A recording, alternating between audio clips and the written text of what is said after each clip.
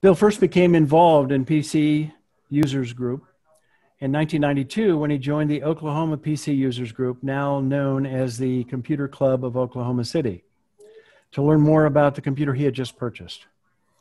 He has been a member of the club's board of directors since 1998. Bill served 2 terms as president and is currently serving as vice president of operations. Bill is a member of the Windows 10 Insider program and frequently gives presentations on new software to his club, and also is a go-to person on anything and everything Android. Bill is the APCUG advisor for Region 8, which includes Arkansas, Kansas, Louisiana, Oklahoma, Missouri, and Texas. As a member of APCUG's Speakers Bureau, he frequently gives presentations to member groups on Windows 10, Android devices, home automation, synchronization devices, and now Chromebooks. And I give to you Bill James. Thank you, Peter, and good afternoon, everyone. It's a pleasure to be your presenter this evening. And I have to say this, that I'm relatively new to Chromebooks because I've been reading a lot about them and I became very interested. So my focus actually was to find out exactly how to use one and how I could utilize it with my other PCs. And so some of the things that we'll be talking about is some of the things I have found that work well for me. But let's just say that you need a new notebook for everything from gaming and keeping up with social media to doing a little homework here and there. Up until a few years ago, the conventional wisdom suggested that Windows machines are the best laptops. Now, however, Chromebooks have caught up so much that they are a viable competitor for many buyers. So what I'm going to show you here, I'm going to share my screen, and we're going to play some, do some interesting things I think you'll find exciting. So when I share my screen here, you see that this is actually my Chromebook desktop. And of course, like every other operating system these days, they always have nice wallpaper for the background. But the thing that's interesting about this is that below here is my taskbar. And as you can see, it looks sort of familiar. It's not too much different from a Windows PC. Over here, I have a control panel, which when I tap, I'll get all the things I can do as far as manipulating my machine. I have, this shows my internet, Bluetooth, notifications, night light, and of course you can use the casting feature to cast to a TV or other devices, because one of the things that is part and parcel is that Chromebooks really rely upon Google services. So some of the things that you find on other Google devices, such as the Android phones and so forth that use Android, you'll find that there are similar features on a Chromebook. And from there, what I'm going to do now is what I find really exciting, and that is the use of extensions. And this extension actually is one that I use a lot, and this gives me some versatility as to how I use my Chromebook and when and where. And that is an extension called Remote Desktop. So I'm going to launch the Chrome browser here. And as you see, that's the regular Chrome interface that looks probably, if you have Chrome installed on your PC, you're quite familiar with the look and feel of this. But up here in the upper right-hand corner, I have some extensions, and we'll go into those a little bit more later. But the one that really excites me is the one that is called Remote Desktop. So right now, what you see here is the two PCs that I can access from my Chromebook. And the one that I'm going to access here, because I'm going to show you a little bit of my PowerPoint, although I have it on another device. We won't be using that. We're going to try to use I'm just using my PowerPoint as a prompt. I want to try to get more, be able to demo some things here. Now, usually this comes up a lot faster. I noticed today that I was having some difficulty with connecting to my other PC, and I'm not sure why, but all right, so there it is. And now here, I can go and do this little push out, and this gives me some settings, but the one that I use always is full screen, so that you will now see my PC desktop. And when I scroll down to the bottom here, I'll remove my mouse, you're going to see my taskbar. Now, probably on your, hopefully it's not too small for you to see, but that's immaterial, but for now. But I'm going to go here to my start button, and I'm going to go to my PowerPoint so that you can see that I can use all my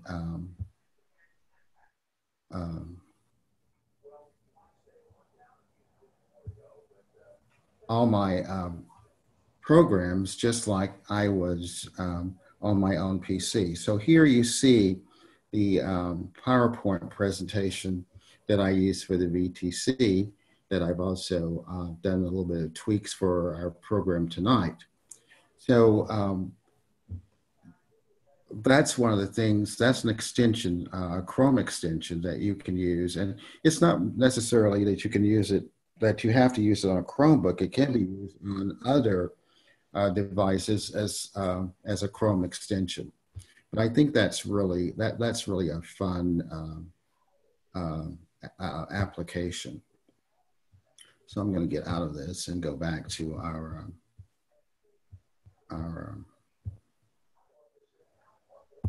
my desktop. Okay.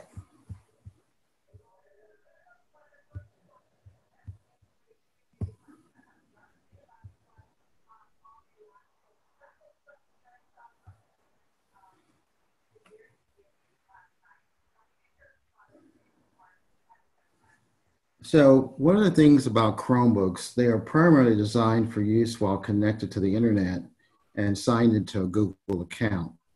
Instead of installing traditional applications like a word processor and instant messages, user can add web apps from the Chrome Web Store. Google claims that the multi-layer security architecture eliminates the need for antivirus software. So when I go here over to my lunch button, which is this button here, I get access to all my apps that I have. And I'm going to just click here. And now you see all the applications that I have on my Chromebook. Messages, this is the Google Chrome, the Web Store, the Play Store, because the reason why the Play Store is here, because you can also, on the newer models of Chromebooks, you can use Android apps as well. And I'll show you the difference, because here, these that are full, that you see all a full version of the icon, these are ones that are actually on the Chromebook. It's interesting, the ones that are actually Android apps typically will have a white circle around them. As you notice here, this is the Google Photos that came with Chromebooks, with the Chromebook. This is the photo app that's on the Android, which gives you the new ability to edit photos. And the difference between the two is that if I click on this one, you get the old version of Google Photos. And so I just discovered this, that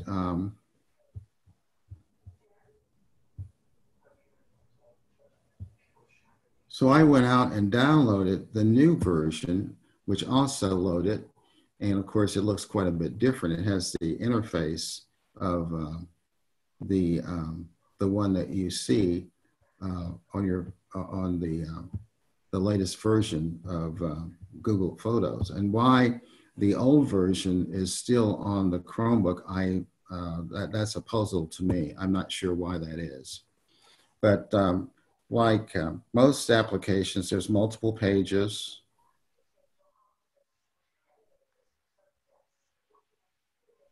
As you can see.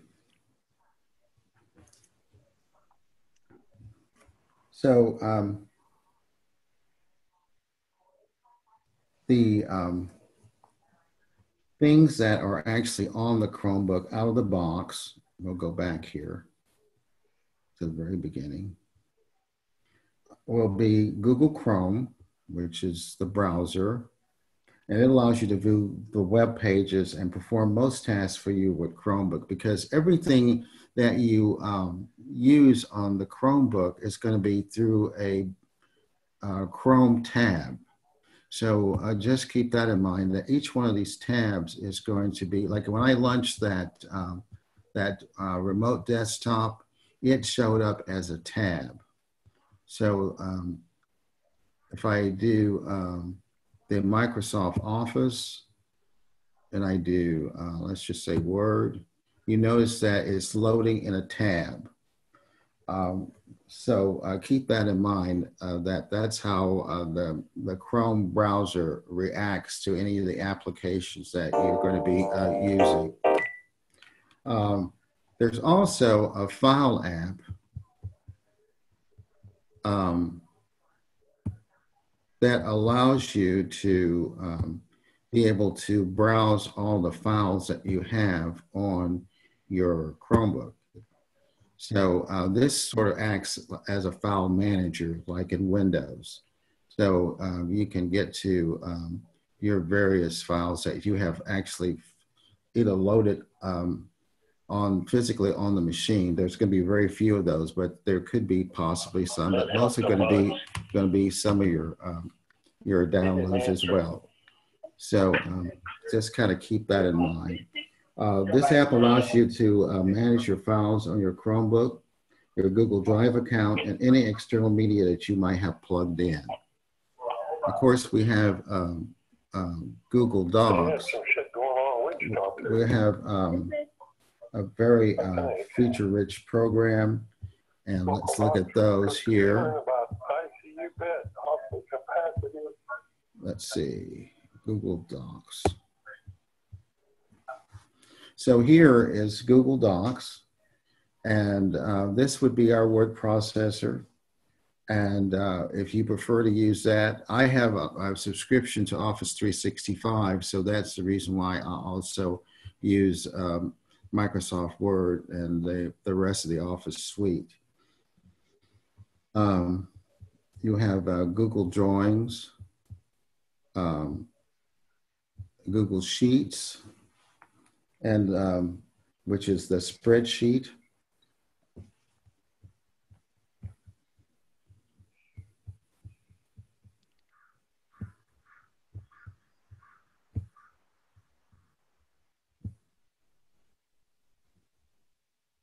And if you're familiar with Excel, you'll notice that there's really a lot of similarities between the two. And it also will read Excel spreadsheets. So if you have documents that are in Excel, you can pull them into Google Sheets and work on them and then save them back. So that's something that's available, as well as Google Slides, which is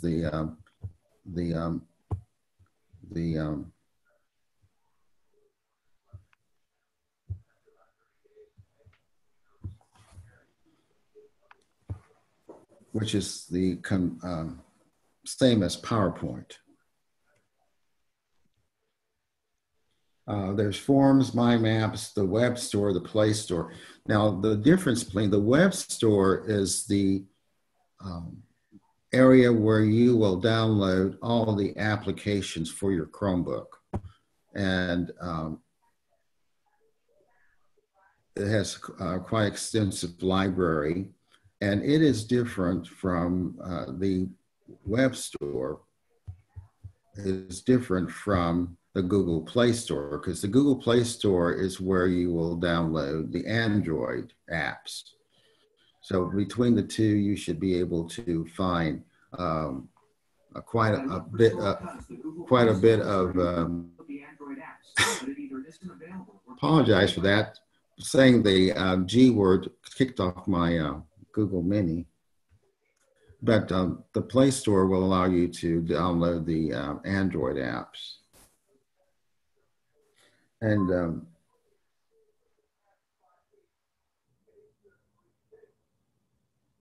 ability is that it really expands the functionality of your Chromebook.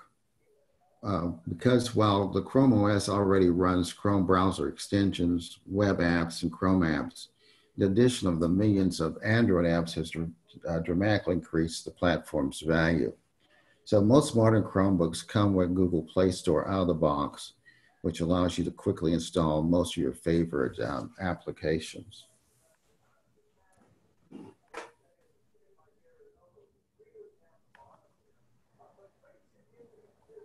So one of the things that Chromebooks do have their strengths and they have their weaknesses. Of course, the biggest flaw that you encounter is that your inability to install traditional desktop software. So if you're going to have a different mindset. If you think that you're going to be able to download everything possibly to your Chromebook and use it in that manner, that's not going to work for you.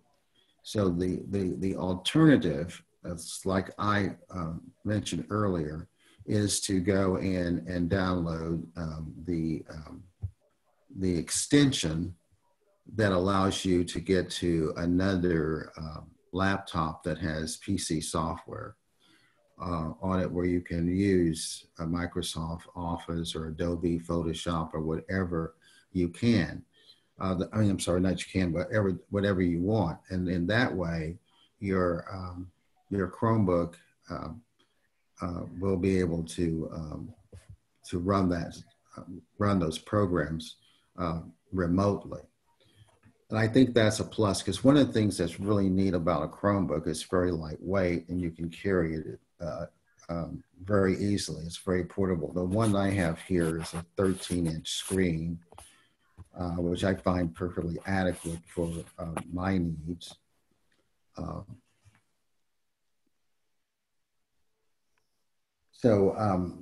As I said, to compensate, there are plenty of Android and Chrome OS apps that can fill the niches typically taken by Windows and Mac OS desktop apps. So if you're a Google user, all of those services apps are intertwined with the Chrome OS and work well with it. However, the problem lies with those who want and need more than that from their Chromebook. What helps is, of course, is using the extensions. And as you can see, I have, besides the remote desktop, I also have the Office extension. And this allows me to run the typical the Microsoft suite directly from my Chromebook through the browser. Now, what happens here is that you can go ahead and use Word and as you do before, but what you have to have in addition, you have to be comfortable with saving everything to OneDrive. And OneDrive is the cloud storage that's associated with Microsoft. And by using OneDrive is that document, whatever are the Excel spreadsheet or the PowerPoint, are available to you on your other devices. And so likewise, you can pull up anything that is located in the cloud through this extension. And for me personally, I use the cloud almost, OneDrive almost exclusively. I have very little documents on my hard drive on any of my PCs. Everything that I create or use is stored in the cloud, particularly specifically OneDrive. Of course, this being a Chromebook, you also have, if you're using one of the Google apps, such as docs and sheets and presentations, then those will be saved in the in Google Drive, which is Google's cloud storage. But I have access to Google Drive on my PC as well, so I can access those documents easily. So that's the thing that you have to really come to terms with is, do I want to save my documents locally, or am I comfortable with saving to the cloud? Because that's one of the things that's going to make your experience using a Chromebook very satisfactory. Because the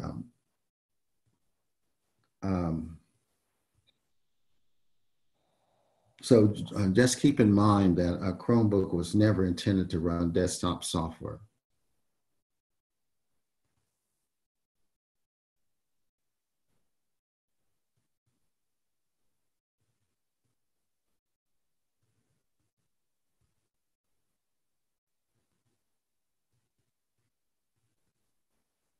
The other thing that's interesting about Chromebooks and particularly the Chrome browser is the fact that whatever you, when you use your browser, is that it's going to sync across your other Chrome browsers on your other devices.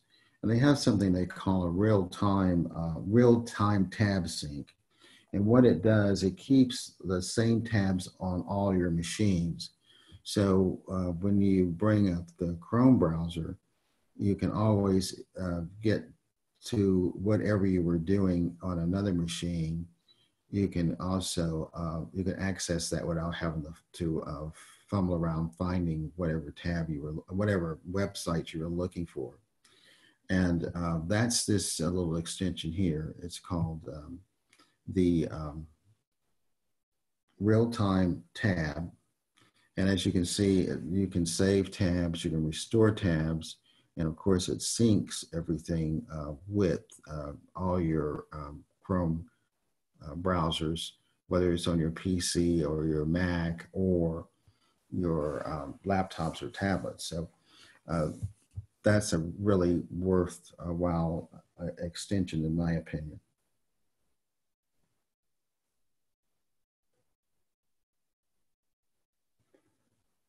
One of the big things I think people ask about is photo editing. Is it really, can you really do that with a Chromebook?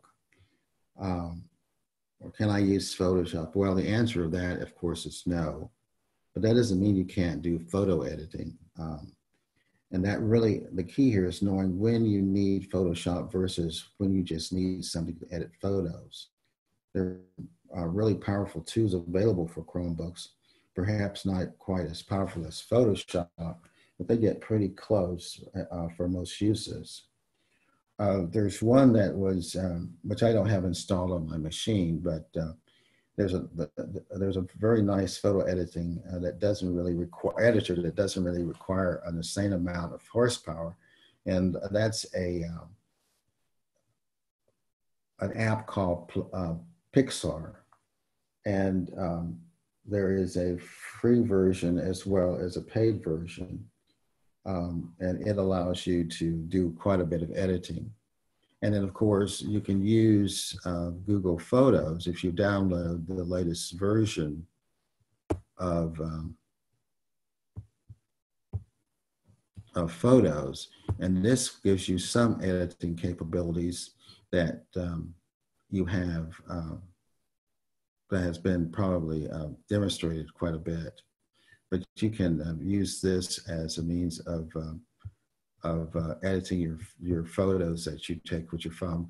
One of the things that you'll find is that whatever you took with your phone is going to end up in Google Photos because it's synced across all your devices.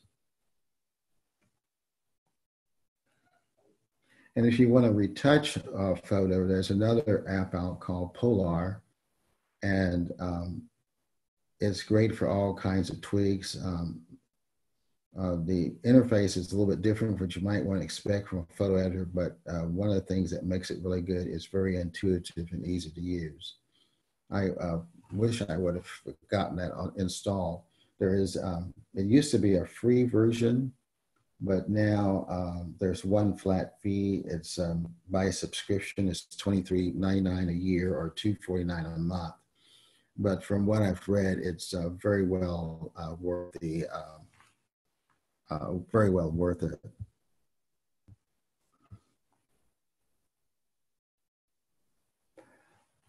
Now, one of the things too that you can use, and if you is just a diehard again for using the Photoshop programs and applications, is utilizing again remote desktop, which you can, if you have those editors like Photoshop Express or Photoshop Mix or Photoshop Fix, or any of those Adobe products on a PC, you can always access those through using the remote desktop.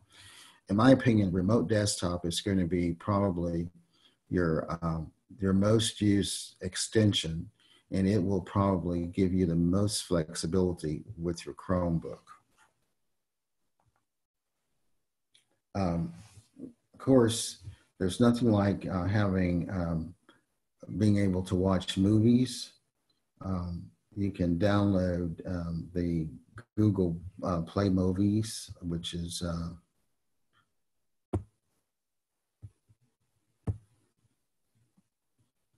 the Play Movie and TV app, and it will allow you to enjoy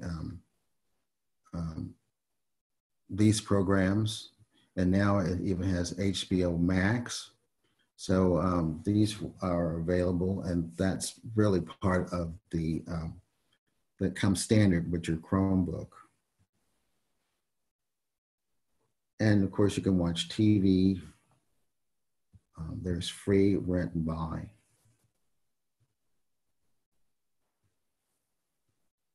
And for those that want to be able to communicate with others, if you use Skype, there's a Skype application that you can use in lieu of Zoom. As a matter of fact, I'm using the browser version of Zoom rather than the one that's actually comes from the Chrome Web Store. You find the Zoom browser version works a lot better, in my opinion, on a Chromebook than the other app that's designed for the phone. So Chromebooks are like the little computing engine that could. You can hold remote meetings with friends, family, and coworkers with Skype and Zoom. Of course, you can run run-of-the-mill standbys like Facebook, YouTube, Netflix, WhatsApp, and all the Google suites like Drive, Calendar, Gmail, on or offline. So if you do not have an internet connection, then you want to set your the application that you're going to be using to be used offline. And there is, see if I can get to that, but what actually happens is that you'll be downloading some of the content to the Chromebook, and that will allow you to be able to view it offline. But you can still, you know, the ones that are online like Spotify and SoundCloud, Apple Music, dozens of news and sports apps, Kindle, Tumblr, Steam, PlayStation Now, Twitter, PayPal, and all those that are internet-based are filled right at home on a Chromebook. And the Android Assistant is also available if you want to be able to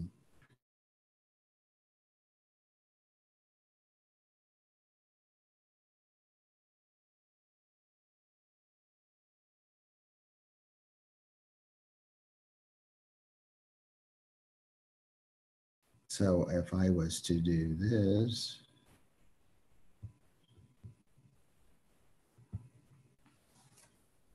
I can either type the message in here, or I can use the microphone and give it a voice command, and it'll come back a response. So and so you can ask, what can you do? What's on my screen? You can set reminders and do all the things that that are available to you. So, hey Google, what time is it? It's 7:01 p.m.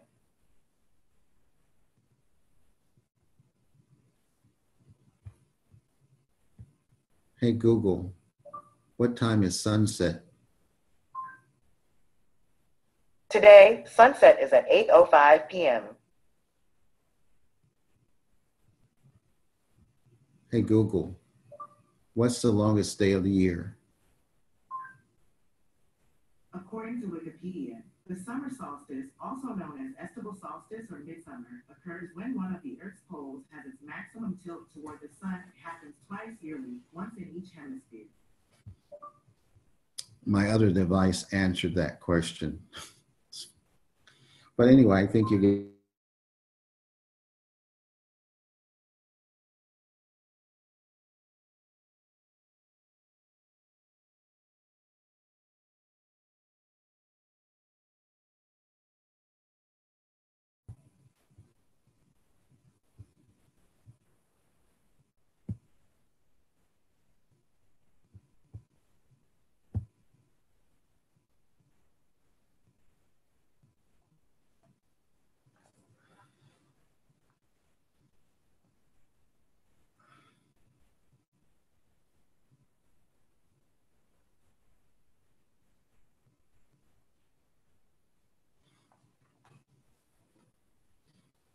there's been other times that this has just really come up quickly. I'm not sure why it's taking so long to do that, but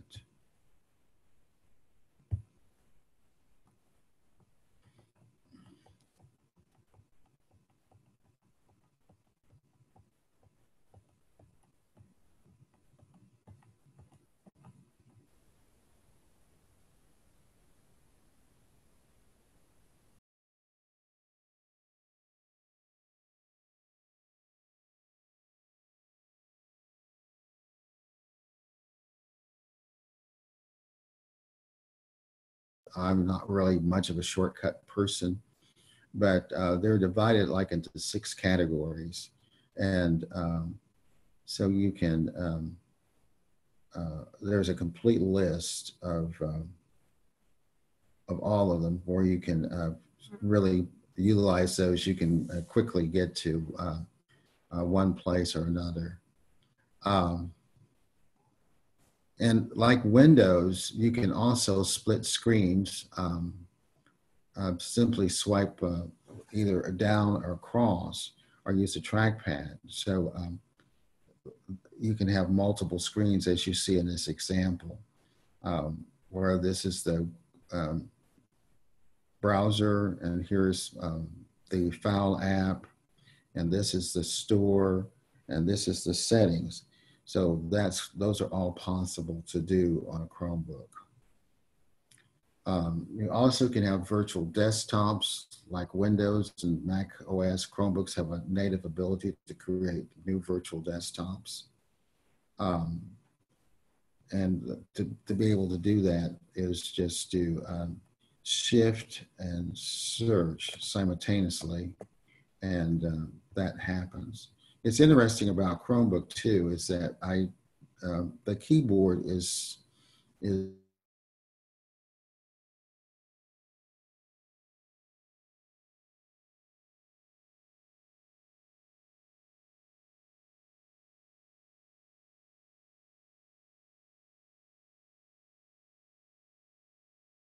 rather than the caps lock. And to do a caps lock, you actually have to do a combo of keys in order to make that happen.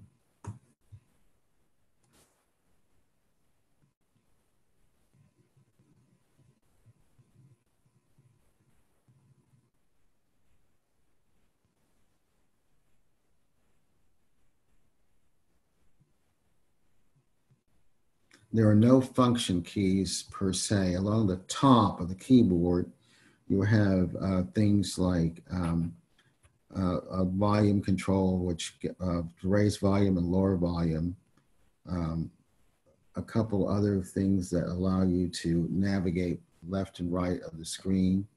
And so those are areas, that's where the difference is. And so you have to kind of get used to those sort of things. And there's a screenshot of the virtual desktops. So you can multitask and do a lot of other things. Here's a copy of here's the screen that I was telling about. As you notice, screenshot captures works differently on every operating system, which gets frustrating. But in this case, it's like a control and the print screen key. But the keyboard is different. So what I like about my Chromebook is the size and the weight. With lower hardware requirements, the typical Chromebook weighs a few ounces lighter and can be a few tenths of an inch thinner than a comparable PC system. Chromebooks also have the ability to refresh themselves. Say, for instance, if you find that you want to recycle, or you're going to buy a new Chromebook and you want to get rid of all your settings and things, you can do what's called a power wash. And within a few minutes, you have a brand new computer back to factory specs. Where if you're using a Windows machine, you know it takes probably an hour or so to get back to that state. But a Chromebook is just a matter of seconds. You can also experiment by, as I say, living on the bleeding edge. And you can switch between a stable beta development software. You can test the latest features of the Chrome OS by switching to a more experimental software channel. Chrome OS has 3 different software channels: the stable channel, the beta channel, and the dev channel. So there's a lot of things, when things go wrong, as with any computer, it's bound to have flaws, and some most common problems faced by Chromebook users can feel difficult or even impossible to solve on your own. From issues from updates to internet connectivity, troubleshooting your common Chromebook problems doesn't have to ruin your day. And so I've kind of given you some ideas of how you can fix them. So if your Chromebook runs really slow, the best bet is just restart and see if the performance issue is clear. Some of the various things that you use for Windows, you would also apply to using your Chromebook. So in that part of the learning curve, it's not really steep. The steepest part of learning a Chromebook, of course, is adjusting to the keyboard, getting accustomed to running your applications in tabs rather than applications that are actually installed. Everything is going to be running through the browser. That kind of takes a bit of getting used to, because rather than going down and clicking on a particular application, you'll find that it's up here actually in a tab. Like here we have Google Sheets is still running. It's in a tab rather than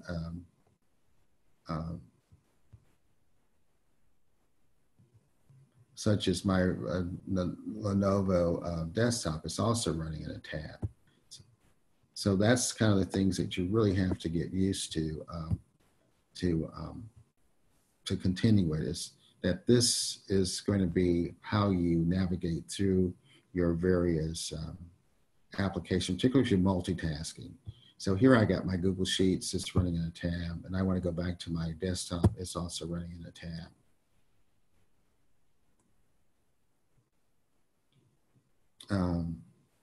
One of the things that is becoming a real problem, I hope that they get this resolved, is that the printing issue is really a problem, because Chromebooks have relied on cloud print, but Google is going to no longer support that after December 2020. So beginning in January, devices across all operating systems will no longer be able to print using the Google Cloud Print. So the solution is to find a printer that actually will support a Chromebook. You also might want to add, the printer on your network from your device. So that's something that you have to contend with. The other thing is the Chromebook end of life. There comes a time when your Chromebook life no longer receives updates from Google. It's inevitable and could be a lot sooner than you think. So you don't want to buy a used Chromebook without checking the scheduled end of life date. So if a friend of yours says, "Oh, I have a Chromebook, I'll sell you," make sure you ask them or go in and check for yourself what the end of life of that machine will be.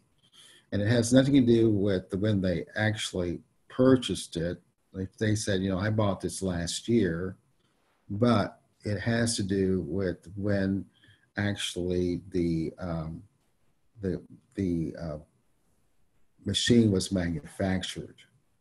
So if it was manufactured, say, the year before, and Best Buy had a sale on Chromebooks, and you buy it a year later, the end of life is going to be when it was manufactured, not when it was purchased out of the store. But Google has guaranteed that there's a minimum of about 6.5 years of updates. So you're kind of good within that window, that you can depend that your Chromebook will be viable for at least 6 years minimal. But every 6 weeks during that time, you're going to get all the automatic security and features updates. So that doesn't mean necessarily that even though it's going to die within that period of time, the Chromebook can still be useful. It's just that you will not get any of the new features or any of the security functions that come with system updates. So in summary, I love my Chromebook because it makes great use of Google's services, and because there's next to no learning curve. Anyone can pick up a Chromebook and know how to immediately use it because of using the Chrome browser. Simplicity, I think, is its biggest strength as well as its weaknesses. So you can't comfortably work on a Chromebook without leaning on a Windows PC for support. And you've actually seen that demonstrated, because like my PowerPoint presentation is not really running on my Chromebook. I'm running it from through a extension to a remote desktop, which is actually accessing a PC. So that means that others with more pertinent needs, such as in graphics and design, gaming, and web development, can't really pull off the switch. But nevertheless, I will continue to unapologetically love my Chromebook, because I think really it is the ultimate couch computer. I got some resources, so when you get a copy of this handout, you can go in and take a look at some of those. It'll give you some tips of how-tos, what's best about some things to look for in Chromebooks, etc. So I'll provide those to you. And with that, I will entertain taking some questions.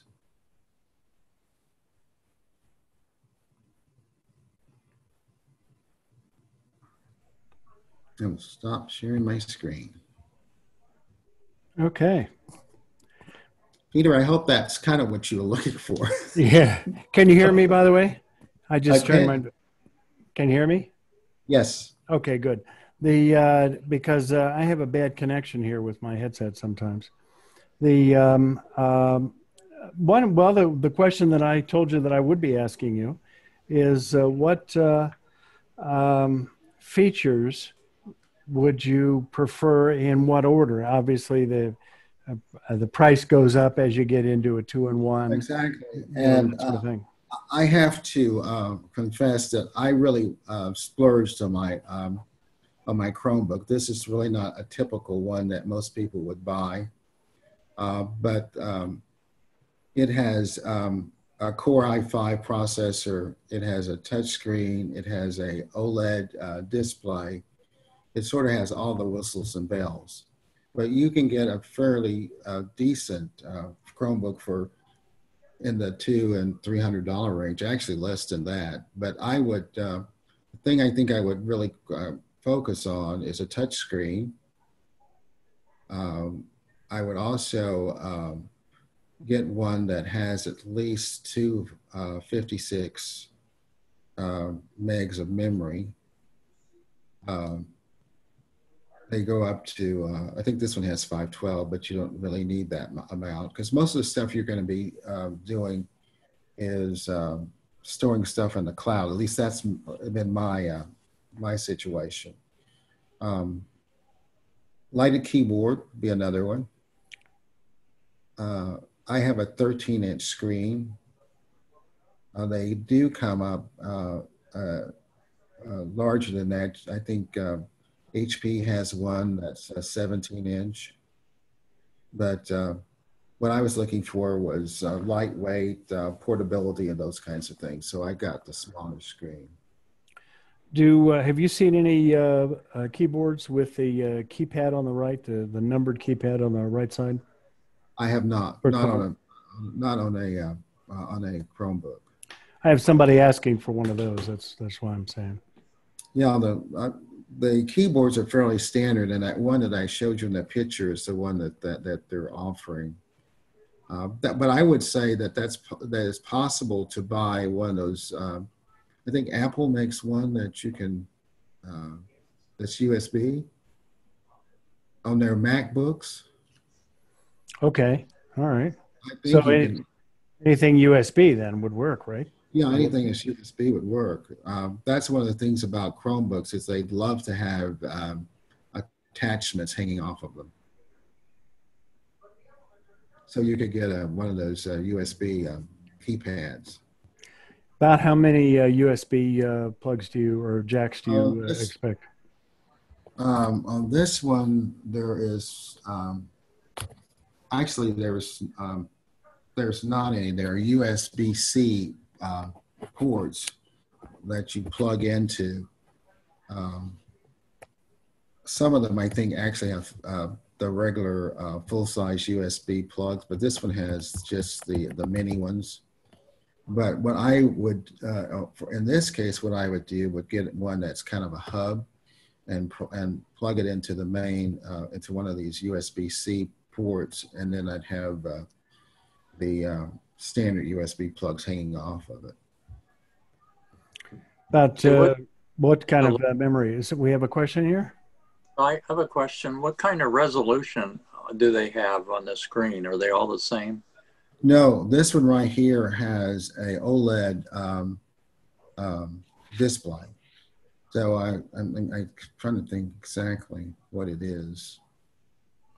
I thought I knew. I think it's like 1024. No, it's more than that. The 19 whatever 20 by 1024. Yeah, it's 19. It's really high. They don't have the 4K. I take it. This one is 4K. Oh, okay. That's even higher. Yeah. Okay, thank you. We have John Kennedy has a question. Yeah, I'm going to put Bill on the spot because I know something that you don't know. He has a 13-inch PC that he's got as a cousin to this 13-inch Chrome. What kind of a cost relationship between the two? You know, your Chromebook definitely was a upper level one price wise. Actually, they are similar, and I paid $1,100 for each. $1,100 was for the Chromebook and $1,100 for the PC. Okay, so then my question would be is why the Chromebook when you've got a full PC at the same price? Well, let me say how that occurred. I bought the Chromebook first, not anticipating to buy a PC. It was kind of poor planning on my part. I wanted a Chromebook, and so I thought, well, I'm going to get this one because it'll be I can use it as my laptop. And then I discovered that my laptop that I've been using for 12 years, it's a Lenovo ThinkPad, has a bad habit of all of a sudden dying in midst of things. It's overheating or something. I'm not sure what it is. So I ended up having to buy a new laptop. And so I opted to buy another. These are both Samsungs. I bought a Samsung laptop. And so I guess then the question would be is, you know, what's the advantage for the same price Chromebook when you have a Samsung laptop that has internal storage, runs apps on your program, connects to the internet? So what's the advantage of the Chromebook? That the advantage of the Chromebook is that I can still use it as a portable device, more so than the laptop. It's lighter than even, although they was basically the same size. It's several. It's a pound or so lighter than the PC, and I can carry it just about anywhere. And I really kind of like the Chromebook. I mean, I'm using it more and more for. I kind of use them interchangeably, actually. The Chromebook actually is in my bedroom, and I use it to access my email and all that sort of thing. It's just become, as I said, it's my couch computer. But John is quite correct in that if I was to do it all over again, I would have spent less money for the Chromebook and more money for the laptop. But since the sequence of events didn't play out the way I had planned, I ended up having an equal expense for the two of them. Because I definitely wanted a powerful PC, and when you buy them these days and you want a certain amount of memory and a certain a good size, you really don't need. I don't need a good size hard drive since I don't, or SSD, since I use primarily the cloud. Storage is not something I need from as a requirement, but I would like to have a decent processor and a decent graphics. Thank you. I have a question for you about the security at the end of life or near the end of life. Do you have full features until the end of life on the Chromebook? Because there was some question about the security end. Okay, so currently there is an end of life limitation on Chromebooks, typically 6.5 years.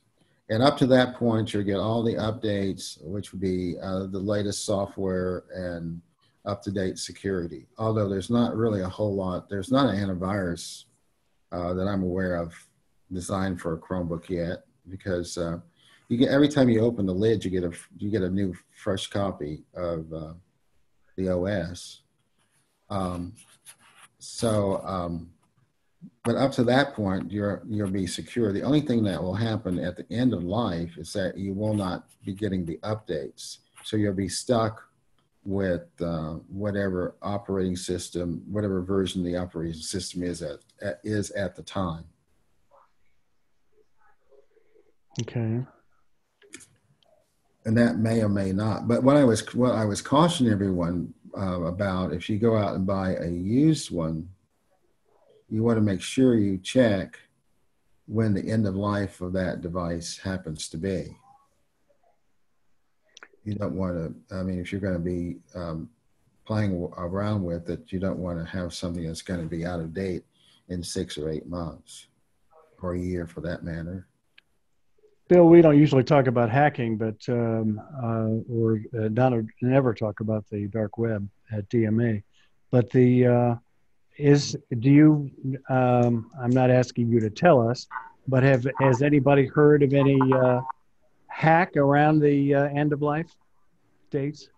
Not to my knowledge. I mean, I haven't investigated. You mean going in and resetting the date so that it'll think it's just young box. Either that or taking it apart and putting in a new chip or whatever. Yeah. Well, there's, it's actually this one is actually a sealed box. There's not much. I don't know how you even get into it, but that doesn't say that others are viable that you can open the case and get to it. But I think that that's software driven. I don't think it has anything to do with hardware. I think there's a timestamp on the well, if it has like a BIOS or whatever, I'm not sure about what actually the internal workings of it, but I would think it has probably something like a BIOS or that does all the instructions and everything. That's probably coded into that at the time. So when it expires, it just expires. And it kind of seems odd why they would even do that, because based on the fact that there's no software that's physically on the machine, and that when you turn it on, it automatically downloads everything from the cloud, I would think that would not be, why limit the time, unless it has to do with, as you said, alluded to earlier, maybe better hardware is coming down the pike, and in order to take advantage of that, they need to have a better, that they think the time between 6 years is sufficient to run something until you need new hardware. And I think that's the problem with my own laptop. My current laptop is it's probably 12 years old, I would think. I'm almost certain that it's 12 years old. And it has an i7 processor, which at the time was kind of a high end when I bought it. But Zoom has that feature, where it says the virtual backgrounds. That laptop won't run a virtual background. You think you think the end of life is related to hardware? I mean, I've had a phone that, a smartphone before, and they stopped upgrading the Android on it. And when I switched to Samsung, their longer life of updating the Android on it has been multiple times. But I haven't gotten one for like three years now. But it's an older, Samsung phone. But I would have to think that it might be related to hardware, because they don't want to support that hardware going forward with new versions. I would say that's probably true. That's what I'm thinking now. As I give it more thought, it has probably more to do with hardware. That because it's like my laptop is a IBM ThinkPad. I mean, a Lenovo ThinkPad with the i7 processor in it. And at the time, it was rather high end, not super spectacular, but I was surprised that when it came to Zoom running that virtual background, it won't run it. It seems sad to me that after 5 or 6 years, it becomes a paperweight. Yeah. Can you take the Chromebook after end of life and turn it into Linux? I would think you could. That's a good John question, but yeah, I imagine you could. Linux is lightweight enough to run on just about anything. Is that not true, John? That's correct. So, yeah. I think the other question is that it's all about money too. After so many years, they want you to buy a new one. Yeah. Yeah, just like a telephone or a smartphone. Or just like a car that once you paid off your loan, you need to replace it. Planned obsolescence, you know. So Mike had a question in the chat. Can you load Can you load a newer version of the Chrome OS onto a Chromebook to update the new software version? Well, it happens actually all the time. All the time. It's ongoing as long as it's within the life expectancy. Like right now, I think it's up to version 84 or 85. And so it's constantly being updated. So every time you open it up, you get a fresh copy of the software. And for a lot of us, of course, I do these presentations and do a lot of other things, but I see where I can use my Chromebook for a lot of things that I really don't necessarily need I need the PC for. It's just getting used to the fact, as I said earlier, is that you're running your apps through those tabs because it's browser centric, and so all your applications are going to be run through the Chrome browser. This is kind of off subject, but I was looking at a Fire Stick on my PC, and the more I looked at it, it looked more of an Android device like my phone did. The Fire Stick, I'm not that familiar with them, but well, that's even, like say for instance, all those streaming devices, the Rokus are about the same. Is that the older versions, they no longer support. You had to upgrade to a newer one. Yeah, but when I look at the file system, it looked just like my phone. That made me think it was running Android on it. So file system was almost the same. It was just interesting. Yeah, but I know the Rokus, you had to upgrade to a newer one. I can't remember what version they stopped supporting, and what happens? It no longer will take any downloads for any of the newer channels. It just stops at a certain point. Yeah. So Mike had an additional question. When he was talking about loading a newer version, he really was meaning, can you load a new version of the software after the end of life manually? Oh no, I don't think so, because it's there's no way to load it. It has to come down through the internet. There's no way of loading it. You don't have any way to offload it, if that's the right term. No. Back to the question about loading Linux on. It would take a significant hack to put Linux on there, but I think it's probably possible because hardware is basically. Well, for the Linux, what you would do probably is just download it from a flash drive. Yeah. But I don't think you can do that for the Chrome OS. Right.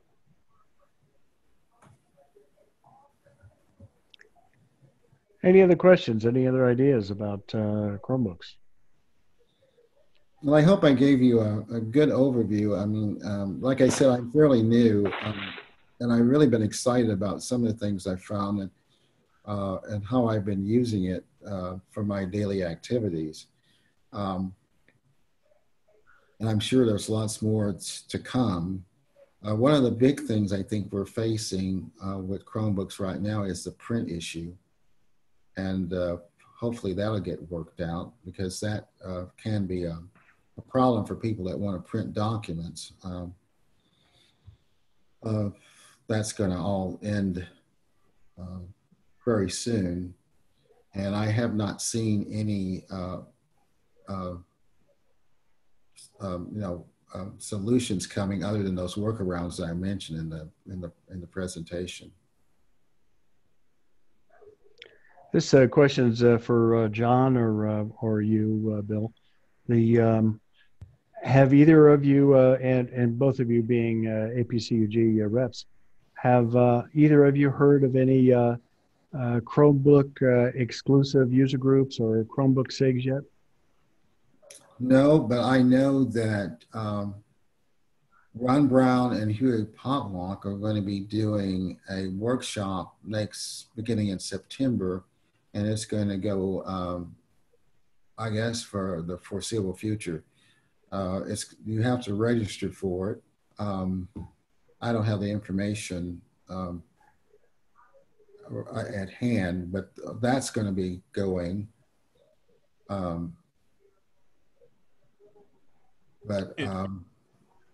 would think that that's going to be something coming, because we now have Apple SIGs along with our Win SIGs and Linux SIGs. I wouldn't be surprised that as more and more, especially the seniors that are going to be using Chromebooks instead of a full featured PC, will want to get together and have a light group be able to just talk Chromebook. Well, I would say not only what you mentioned, John, but also students in schools. Gladdy was looking for a Chromebook to give out as a door prize to our members tonight. And you have to be a member, but you could be a member tonight if you wanted, and get the chance of winning whatever the door prize is. It happens to be a thumb drive or a jump drive tonight. But at our last meeting, we gave away a Chromebook. She just could not find a Chromebook available in town because all the students and all the schools are grabbing them up. Right. I think here in Oklahoma City, the grades K through 5 are getting iPads, and then the junior high through senior highs are getting Chromebooks. So that's every school in town. So that's quite a buy. Of course, a lot of the schools are already using them anyway, so that might not be a huge problem, but it's surely an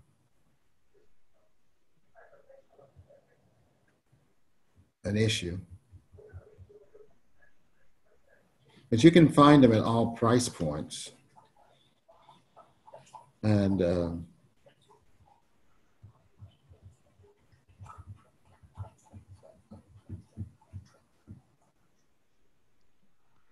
anybody else have any questions for anybody yet? We can open it up to the DMA Brain Trust for any questions now. Any questions on any subject, any computer subject, technology subject, phones, anything? And we would like to welcome, even if you're not a DMA member, John and Bill, both of you are welcome into the Brain Trust. If you'd like to answer any questions of any problems that anybody has. I see you, John. Well, gentlemen, I'd love to stay for this, but I've got to go to another meeting, so I'm going to have to end it here. But thank you so much for allowing me to give this presentation. I'll see that you get copies of the slides and anything else that you might need. If you have any other questions, feel free to email me at wjames@apcug.org. Thank you, Bill. I see some applause. A lot of hands applauding now, and Well, thank you. very much appreciate your presentation. Thank you. I'm sorry I have to bail, but this was already planned, so I have to do that. Sure, you're welcome to join us anytime in any of our meetings. Just I will do that. last Tuesday of the month, except December. All right. Have a good evening. Thank See you, you. Bill. Bye-bye. Bye now.